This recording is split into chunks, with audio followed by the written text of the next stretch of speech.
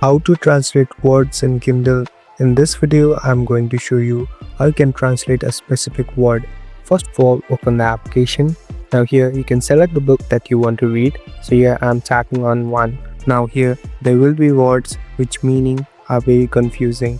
So here simply select on the word that's a bit confusing. Now here I have selected this word. Now here on the bottom you can see different options like dictionary, Wikipedia and translate. So you must be in this translate section. Now here there are translate option by which you can select in which language you want the meaning. So here I am tapping on languages. So here are some limited languages that you can change into. So simply tap on the one and tap on select. So as you can see, it has been translated and the audio is also available.